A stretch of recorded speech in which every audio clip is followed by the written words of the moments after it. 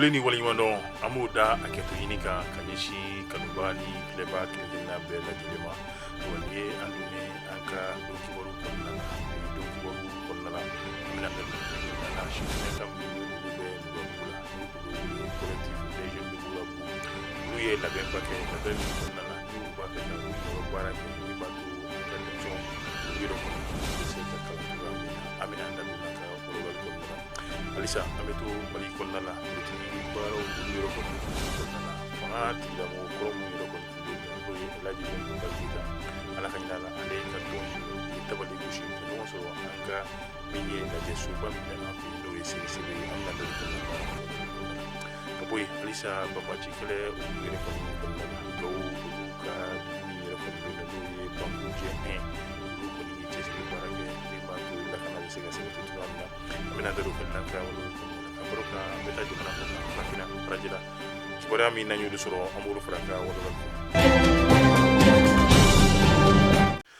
Belajili Fuka, Belajili, Walimano, Biye, Jumaye, Juenkalo, Clefla, Sambafla, Ani, Mukani Saba.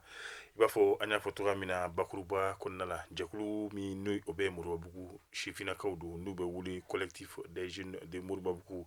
olu koniye wele belebeleda wele mi nabeta kanyashi anga kalanso krenkenala munu ni olu yere koniye duguma kalanso ye demse mu yere koni benino aywa kaseka demedi oluma demem min konnala abna ke sababu nyumanye akili olu yere koni medaile katafe o dokera nabe fo mi ko examen blanc kabola be fo mi ko j'ai concours ni oye maxi kizie wa ore koni sinfe demson olu re koni blala nyogon dana wa kalanso chama koni ni nyogon che ngani kenen ibaye an koni bismillah yoro min fe odi muruabu kalanso bayre koni ye mamuni ye ni kenen anya la bembaga ye kenen la nanya fo collectif des jeunes de muruabu ibaye de membaga do olu re koni kumbe keneka nga collectif re koni manyema no ye Cheikh Koulibaly wa ale koni ye walawla like amena aka walawla kaseka ulame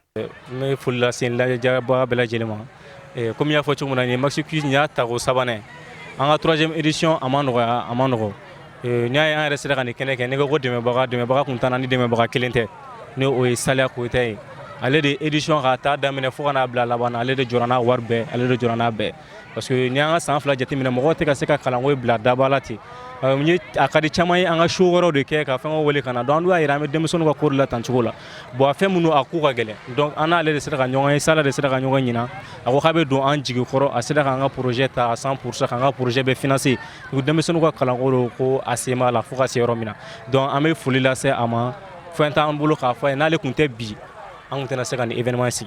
parce que femme rom na fa flene bi chuga tan shi bolon shite barala ambe goldoni mais moins financièrement foi kunta ambolo ka fengeke mais ça la sababu la ale de jorani akubla bela jelen wala sa événement nga se ka réaliser bi ama fo ka awala nyumando wala bon ça warata comme nya fo chugumna anga fen ante warko kwala amogo be mogola mogo me se ka fam ka akilna fam am se ka projet ta dawala ni changement ka kono kan deme ko changement ke donc déjà ani sala nyongo soro non seulement li warko ka boy mogo be se ka temps soro kuma be ko wole ka woni ga abeta inolu mogo so be se ka barake mogo me concentrer lo akona kada men événement damne kana bla bila kuma be sala ban wole ase mi aba dama ban ni ga fe on avec un appui fin be fait donc amogo bo mogo sugu de la déjà am se ka fo amogo te ina fo fe on la bla mogo me min ala o dama déjà ni ala ma bashi ke na ala sona ma ka sala tu no am continuer changement kan douala avant de ko changement douala abe hakilna dama anga se ka fe on ke mi ga bu ni be parce que ali defu bla ni bagla ale de jorana be Cheikh Koulibaly aleka walawlali temelere koni kofe mi metalike monsieur le parrain wa ale fene idado krenkenala minye aywa akinla miya ablaka demedo shifina kan yere koni ma o ka bara konnala aminaje ko fene lame ne salia koitae ne ni événement parrain nya parrain vraiment a jaranye parce que chaque de sera ma follow ako vraiment olube édition donc la ko ni ou 3e édition là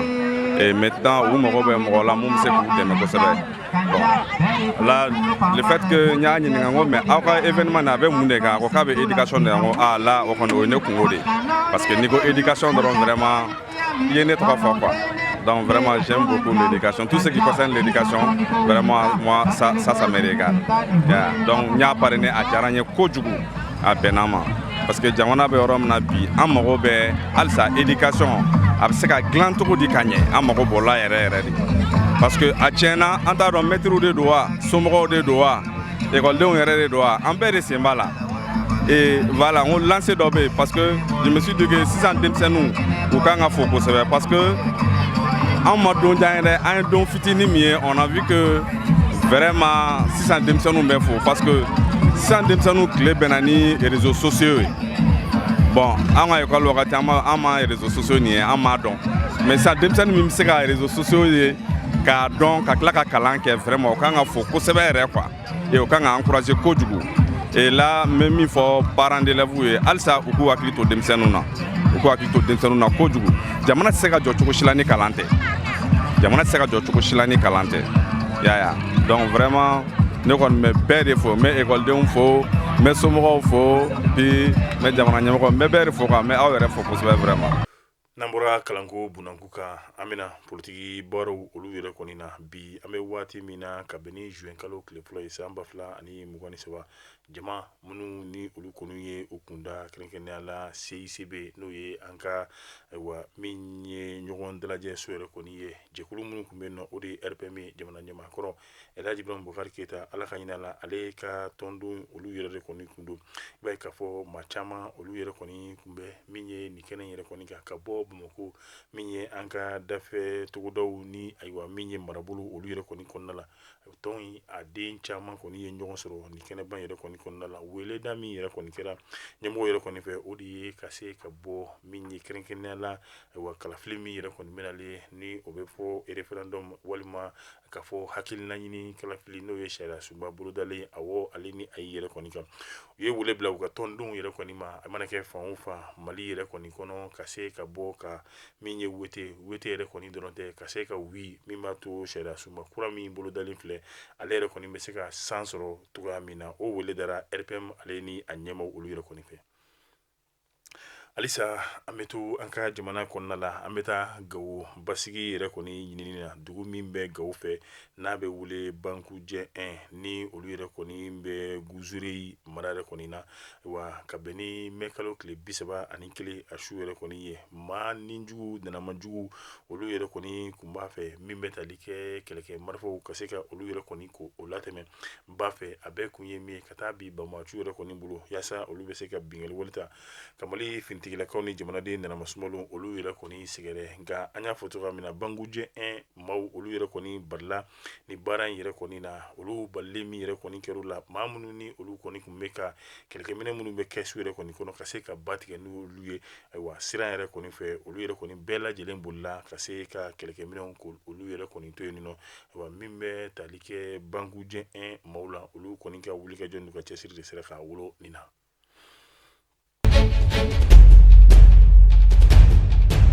Jamana ko kan kibaruw la an bɛ taa kɛrɛnkɛrɛnnenya la min ye Pointe Noire ne ale yɛrɛ kɔni bɛ Congo yɛrɛ kɔni fɛ maliden minnu yɛrɛ kɔni bɛ yen nɔ olu yirila ka da Mali minisiri min ka baara bɛnnen bɛ Mali ni jamana wɛrɛw cɛ koɲɛw olu yɛrɛ kɔni ɲɛnɛbɔli yɛrɛ kɔni ma Abdoulaye Diop ale bɛ taama la taama min n'a kun ye sariya sunba kura min ni a bolodalen don ka se ka a ko fɔ malidenw yɛrɛ kɔni na maliden mun ni olu yɛrɛ kɔni bɛ jamana yɛrɛ kɔni ko kan olu ka hakilina ani jamana marabagaw olu ka hakilina yɛrɛ kɔni a bɛɛ lajɛlen yɛrɛ kɔni ye kelen ye wa olu kelen bɛ ka u ka danaya ka se ka a bɛɛ lajɛlen ta k'a la jamana ɲɛmaaw yɛrɛ kɔni kan u ka baara kɛtaw o kelen-kelenna bɛɛ lajɛlen kɔnɔna la o nisɔndiya n'o bonya n'o karama o min ni o kɛra Abdoulaye Diop yɛrɛ kɔni fɛ ka t'i sen jɔ malidenw na ka ɲɛfɔli k'u ye Congo o min n'o baara kɛra malidenw ayiwa a kɔni ma dan sɔrɔ olu yɛrɛ kɔni dusukun na o de kama u bɔra i b'a fɔ kɔnɔkulu min ye ayiwa Mali minisiri min ka baara bɛnnen bɛ Mali ni jamana wɛrɛ cɛ ko ɲɔgɔn ɲɛnabɔli ma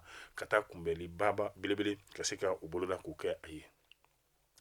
an bɛ to farafinna halisa Saint-Louis ni ale yɛrɛ kɔni kiiri bon kura min yɛrɛ kɔni bɛ ka kɔnɔminɛw ka bɛɛ lajɛlen kɔni kɛ a ko k'aminɛw ye Kaolack minisiri min ka baara fɛnɛ ni ale ye Mariam Sarr i b'a ye a ka so min ye taamadenw ye olu kɔni taara bi a ka so kan Pikini a bɛ fɔ warimara bon min ko Bank of Africa k'a bɛɛ lajɛlen k'a jeni ayiwa o ka bɔ yen yɔrɔ min yɛrɛ kɔni bɛ yen nɔ ni o ye Gandiawoyi ayiwa min bɛ tali kɛ ale préfecture la ni o ye marabolo yɛrɛ kɔni ɲɛmaa ye ayiwa o kɔni ka yɔrɔ o fɛnɛ jenina ka fara o kan Caroyi ayiwa nanzaraw olu ka station min bɛ n'a bɛ fɔ ma ko station seli o fila ayiwa u y'o fɛnɛ kɔnɔminɛnw ka se k'a bɛɛ kɛ a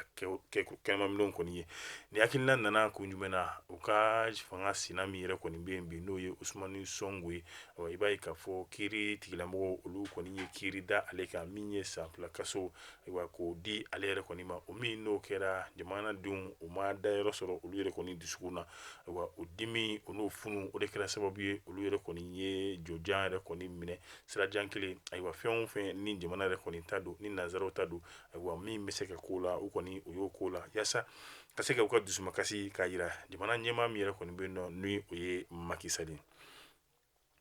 halisa an bɛ to jamana ɲɛmaa ko a kibaruya yɛrɛ kɔni na an bɛ taa lamɛriki jamana kan min ye kunnafoni a kɔni bɔra ka bin lamɛriki jamanaw olu y'a yira waati tɛmɛnlenw na ko don n'a nataw la olu ka jamana kalafili yɛrɛ kɔni na cɛbɔ o cɛbɔ yɛrɛ kɔni bɛ yen olu yɛrɛ kɔni b'a lajɛ i fanga ale ni hakilina n'o y'a sɔrɔ fiɲɛ yɛrɛ kɔni t'o la min b'a to jamana mara yɛrɛ kɔni bɛ se ka kalifa i la cogoya min na nka jamana ɲɛmaa min yɛrɛ kɔni bɛ u bolo bi nin waati in na n'o o ye Joe Biden ye i b'a ye u ka remise dɔ fɛ n'o o y'u ka académie militaire yɛrɛ kɔni senfɛ ayiwa Joe Biden a ka taama de kɔnɔna la walima boli kɔnɔna la fɛn dɔ bilala ɲɛ wa fɛn ma bila ɲɛ nka an kɔni balila mun na Joe Biden a yɛrɛ kɔni jamana ɲɛmaatɔ de kɔni susurilen bɛ min ye a kunburu yɛrɛ kɔni ka fo ka n'a kɛ sigili yɛrɛ kɔni kudayi yɛrɛ kɔni ye ayiwa a ye maaw yɛrɛ kɔni kamana gan min bɛ tali kɛ jamana marako la ayiwa ka ɲɛsin Joe Biden ma n'o y'a sɔrɔ a fanga yɛrɛ kɔni b'a la nka nin bɛɛ n'a taw ta i b'a ye k'a fɔ Joe Biden a yɛrɛ kɔni